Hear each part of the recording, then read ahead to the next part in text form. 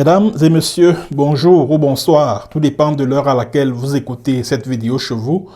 Je m'appelle Michel Biemton, journaliste web camerounais, et merci de faire confiance à cette chaîne YouTube de l'engagement sociopolitique.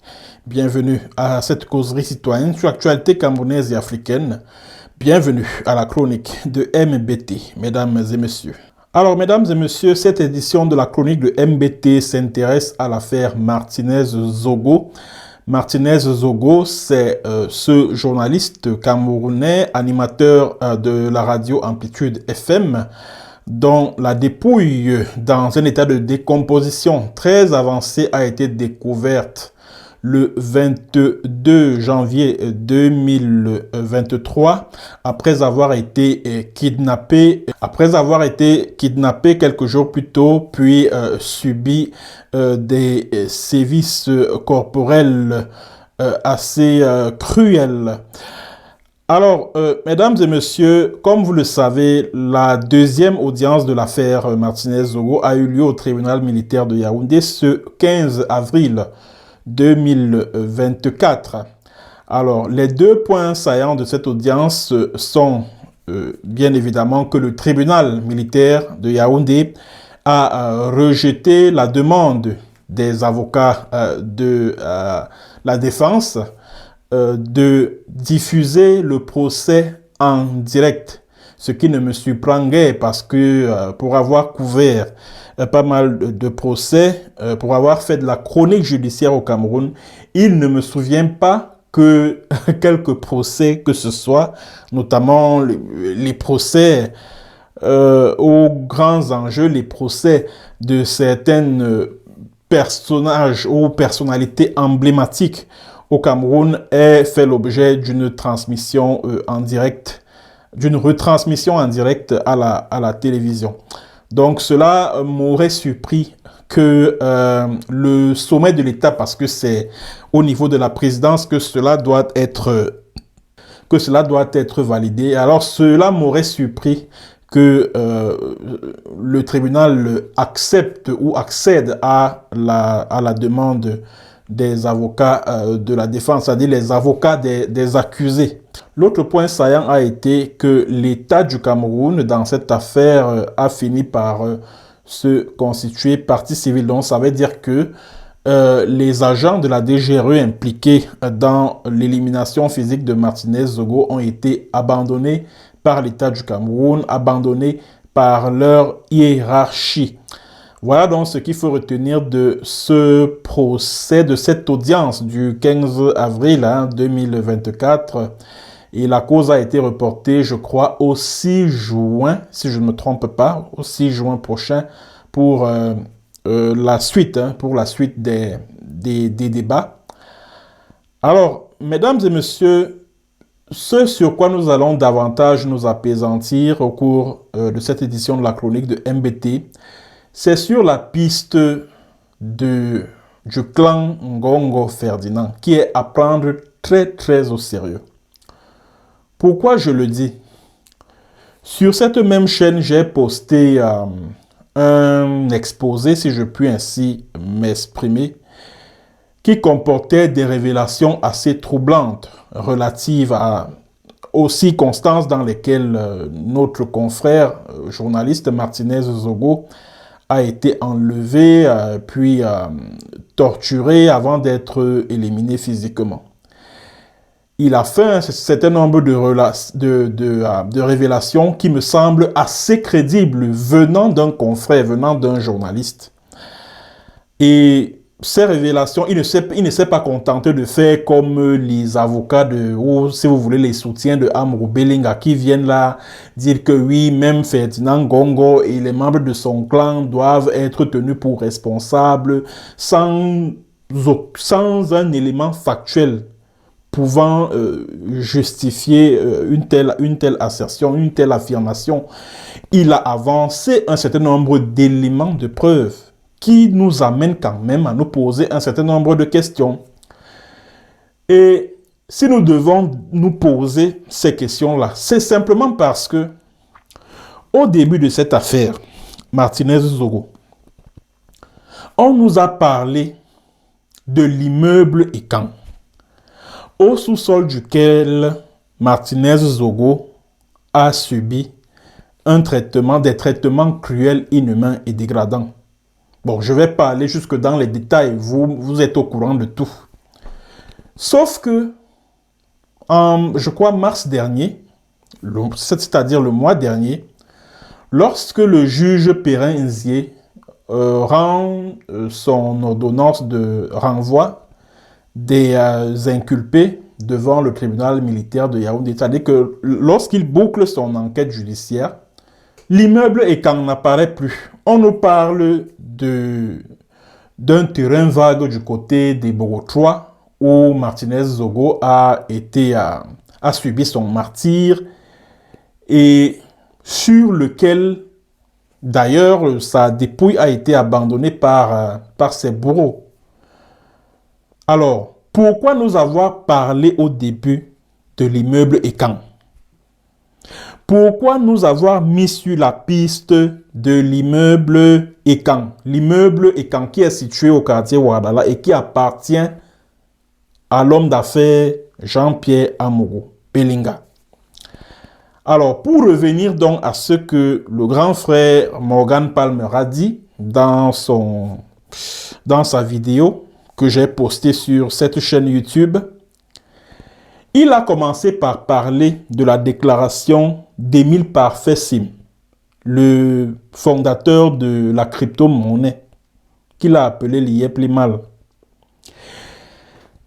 Morgan Palmer a fait jouer un audio d'Émile Parfait Sim parce que le confrère, le grand frère, après la découverte du corps de Martinez Zogo, a publié une chronique sur la chaîne de télévision Global TV dont il était le responsable à l'époque.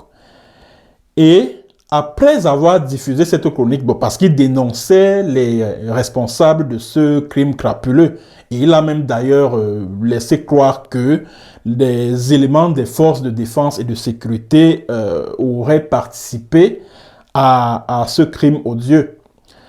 Bon, après donc la diffusion de cette chronique sur la chaîne de télévision Global TV, qui du reste appartenait à Émile Parfait Sim, ce dernier l'a d'abord appelé, puis il lui a envoyé une note vocale à travers WhatsApp. Et Morgan Palmer a diffusé cette note vocale sur la vidéo que j'ai partagée sur cette chaîne YouTube. Qu'est-ce qu'Émile Parfait Sim dit dans la vidéo? Émile Parfait Sim dit dans la vidéo que la mort de Martinez Zogo vient du sommet de l'État. C'est-à-dire que il a dit ambassade que Mimwe Mlolnyo Ingekoa. Parce que je suis Bassa moi aussi. Donc sa mort, pour traduire littéralement, sa mort vient de là-haut.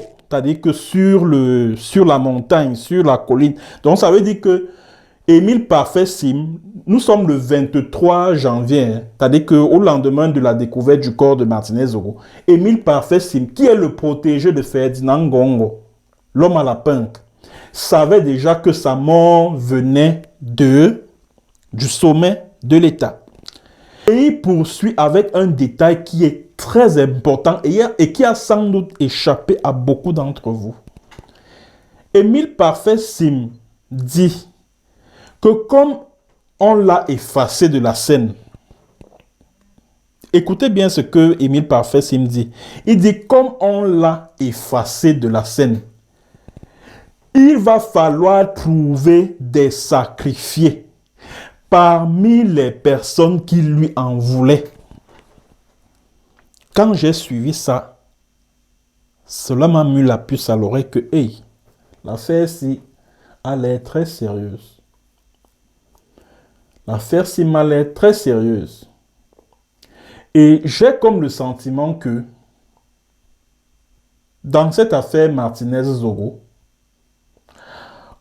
on est en train de vouloir nous entraîner vers une fausse piste. J'ai ce sentiment-là. Mais en ce qui concerne Jean-Pierre Amourou Belinga, le rôle de Jean-Pierre Amourou Belinga dans cette affaire, Je pense que Jean-Pierre Amourou Belinga a été piégé. Il a été piégé, il a fait un certain nombre de déclarations, il a posé des actes qui, malheureusement, ne pourront jamais l'extraire de ces accusations portées contre lui. Malheureusement pour lui. Il serait difficile de dire qu'il n'y est pour rien dans cette affaire. Vraiment, c'est difficile. Pour Maxime Eko, je n'en sais vraiment rien. Mais pour ce qui est de Jean-Pierre Amourou Belinga, il sera difficile de l'extrait de cette affaire-là parce qu'il est trempé jusqu'au cou.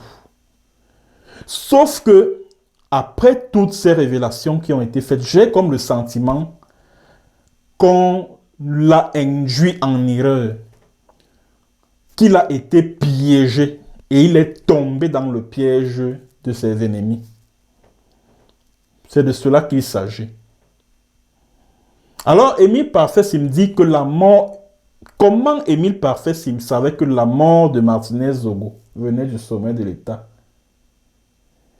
Comment Émile Parfait savait qu'après que Martinez Zogo ait été retiré de la scène, il fallait trouver des personnes à sacrifier parmi ceux qui lui en voulaient? Vous voyez pas qu'il y a un truc qui ne tourne pas rond? Après, mon grand frère Morgan Palmer a parlé des circonstances dans lesquelles le colonel Justin Dangwe, directeur des opérations à la DGRE, et puis son patron, Maxime Eko, le commissaire Maxime Eko, ex-directeur de la DGRE, les services secrets du Cameroun, ont été interpellés.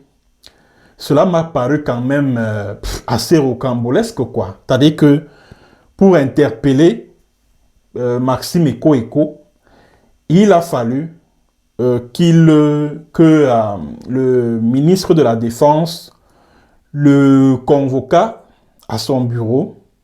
Il s'est rendu au bureau du ministre de la Défense, Joseph Betty Assomo, qui lui aurait dit que le secrétariat d'État à la Défense a ouvert une enquête contre des agents de la DGRE qui seraient impliqués dans un trafic d'armes et de drogue. Donc, ça veut dire que Maxime Eko est tombé dans un guet-apens qui a été tendu par Ferdinand Ngongo. Parce que qui s'appelle comment? Galax Etoga, le patron de la gendarmerie, dit Ngongo, Ferdinand. Voilà pourquoi il se rend donc au CED, croyant qu'il y était attendu pour contribuer à l'enquête que devaient mener les fins limiers du secrétariat d'État à la Défense. L'enquête sur le trafic de drogue et puis d'armes. Jamais on ne lui a pas parlé de Martinez, de la mort de Martinez ou de l'assassinat de Martinez. Non, non, non, non. On lui a parlé d'une enquête sur un trafic de drogue et d'armes. Voilà pourquoi Maxime Eko se rend au CED. Et c'est donc dans ces circonstances-là que Maxime Eko a été arrêté et puis gardé en cellule. Et il lui a été signifié que c'était dans le cadre de l'affaire Martinez Zogo. Et le grand frère Morgan Palmer a parlé d'une liste que le CED détenait, donc une liste de suspects dans le cadre de l'affaire Martinez Zogo, que le CED détenait quelques jours seulement après la découverte du corps de Martinez Zogo. D'où tenait le CED cette liste? De qui tenait le CED cette liste? Comment le secrétariat d'État à la Défense en est arrivé à cette liste si pendant que Martinez Zogo était torturé, il n'y avait pas une taupe du clan Ngongo dans le commando? Comment le savait-il? Et parlant du colonel Justin Dangwe, le grand frère Morgan Palmer a dit dans sa vidéo que malgré son placement en garde à vue, le colonel Justin Danwe avait toujours son téléphone en cellule, grâce auquel il pouvait passer des appels ou recevoir des appels. Ce qui est quand même assez étrange, ce qui est curieux. Est-ce que le fait pour le colonel Justin Danwe d'avoir un téléphone en cellule n'était pas pour recevoir les appels du clan Ngongo? Est-ce que le colonel Justin Danwe n'avait pas ce téléphone dans sa cellule pour recevoir les consignes du clan de Ngongo, ce qu'il devait dire devant les enquêteurs? Est-ce que le fait pour lui d'avoir un numéro de téléphone en cellule, le colonel Danwe, ce téléphone qu'il avait en cellule là, est-ce que ce n'était pas pour recevoir les consignes de Ngongo Ferdinand ou je sais pas moi? Qu'est-ce que quelqu'un qui est suspecté d'un crime aussi grave, d'un crime aussi crapuleux, peut faire avec un téléphone en cellule? Et Morgan Palmer n'a pas parlé, n'a pas dit des choses en l'air. Il a sorti la preuve, un rapport de la DGRE qui montre qu'effectivement, le 30 janvier 2023, le colonel Justin Danwe a reçu un appel d'un de ses collègues de la DGRE. D'où la question qui m'est venue à l'esprit quand j'ai vu ce document-là. Je me suis posé la question de savoir si le colonel Justin Danwe ne s'est pas rendu par hasard chez le homme-loi des hommes-lois, Jean-Pierre Amourou Belinga, pour lui tirer les vers du nez par rapport à ce que Martinez Zogo disait de lui à Amplitude FM concernant la gestion des lignes budgétaires 94, 65 et puis 57. C'est la question que je me suis posée, que tout ce que le homme-loi, Amourou Belinga, a dit au colonel Justin Danwe, à son domicile, au complexe Béac, je crois que c'était, on a parlé du 28 décembre 2022. Est-ce que quand il a même dit à Martinez que voilà, il faut lui administrer une correction, etc., etc., est-ce que tu n'entends pas ce que Martinez dit de moi là? Est-ce que ce n'est pas le colonel Justin Danwe qui est allé là-bas au domicile de Jean-Pierre Amourou Belinga pour lui tirer les vers du nez? Est-ce que le colonel Justin Danwe n'est pas par hasard une autre taupe du clan de Ferdinand Ngongo dans l'affaire-ci? Voilà une autre question que l'on devrait se poser. Et autre chose également de très important.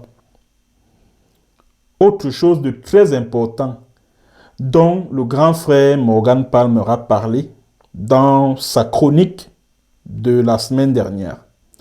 C'était le rôle joué par MTN et Orange. C'est de ces compagnies-là qu'il est question, puisque ce sont ces compagnies qui vendent les services de téléphonie mobile au Cameroun. Donc, je pense que quand il parlait des compagnies de téléphonie mobile, il faisait allusion à MTN et à Orange. Ouais, bon, je ne sais pas si Nextel existe encore, parce que avant que je ne parte du Cameroun, c'est Nextel que j'utilisais le plus. Alors, qu'est-ce que le grand frère Morgan Palmer dit? Il dit que pendant l'opération, ces deux compagnies, MTN et Orange, ont entrepris de restreindre les données mobiles des téléphones des membres du commando. Qui a donné les instructions à ces deux compagnies de téléphonie mobile de restreindre ces data, ces données mobiles-là? Parce que le but, c'était que les membres du commando soient contraints de s'envoyer des messages par la voie normale, plutôt que par les réseaux sociaux qui sont difficiles à intercepter. Donc, c'est-à-dire que le donneur d'ordre de cette restriction des données, a sans doute voulu intercepter plus facilement les communications émises entre les différents membres du commando. Voilà pourquoi MTN et Orange auraient été mis à contribution dans l'opération en vue de faciliter l'interception ou l'écoute des communications des membres de ce commando-là. Alors, voilà pourquoi moi je vous ai dit ici, maintes fois, qu'on a comme le sentiment que pendant l'opération, il y avait c'est-à-dire qu'il y avait des membres infiltrés par Ngongo dans le commando. Et je crains que le colonel Justin Danwe en fasse partie. Parce que je n'arrive pas à comprendre. Et ça nous conduit directement vers le rôle du maire de Bibey, Martin Savon. Remarquez que, et ça je vous l'ai dit la dernière fois, que le nom de Martin Savon n'a pas été évoqué à l'enquête préliminaire, l'enquête qu'ont mené les membres de la commission mixte police-gendarmerie mis sur pied par Ferdinand Ngongo. Il faut le préciser parce que le BBA, lui, il est complètement fini, il est largué. Donc, il n'est plus au courant de ce qui se passe. C'est Ngongo qui dirige le pays en ce moment. Pendant que les membres de la commission mixte police-gendarmerie étaient en train d'interroger les suspects, c'est-à-dire que d'auditionner les suspects, le nom de Martin Savon n'a pas été cité. C'est le juge du tribunal militaire, là, celui qui a été dégommé là, tout récemment, le juge Sikati Kamo. C'est lui qui a pris son courage à deux mains et a convoqué Martin Savon, parce que Martin Savon a participé à l'opération. Et c'est Martin Savon qui est allé décaisser, et ça c'est le rapport du juge Perenzier qui nous le dit, que Martin Savon est allé décaisser de l'argent à partir d'un distributeur automatique de banque, dont un DAB d'une banque. D'où la question que je me suis posée il y a quelques semaines. Qui a viré l'argent dans le compte de Martin Savon? Parce que c'est lui qui est allé décaisser de l'argent à partir d'un guichet automatique pour désintéresser les autres membres du commando après l'opération. Qui a viré l'argent dans le compte de Savon? Qui a même introduit Savon dans l'opération? Je ne pense pas que Justin Danwe, du haut de son statut de patron de service secret, était ignorant de ce que Martin Savon, un, il était un civil, deux, il était proche de Ferdinand Ngongo. Je ne pense pas que le colonel Justin Danwe était ignorant de ce fait. Je ne pense pas. Voilà pourquoi je me suis posé la question de savoir tout à l'heure si le colonel Justin Danwe n'était pas un envoyé du clan de la pieuvre, du clan de Ferdinand Ngongo dans l'affaire-ci. Je me suis posé cette question-là dès le début. Qu'est venu chercher Martin Savon dans une opération comme celle-ci, si en réalité il n'était pas les yeux et les oreilles du clan Ngongo dans cette affaire? Voilà la question que je me suis posée. Mais malheureusement, j'ai comme le sentiment qu'on essaye de nous entraîner vers une fausse piste.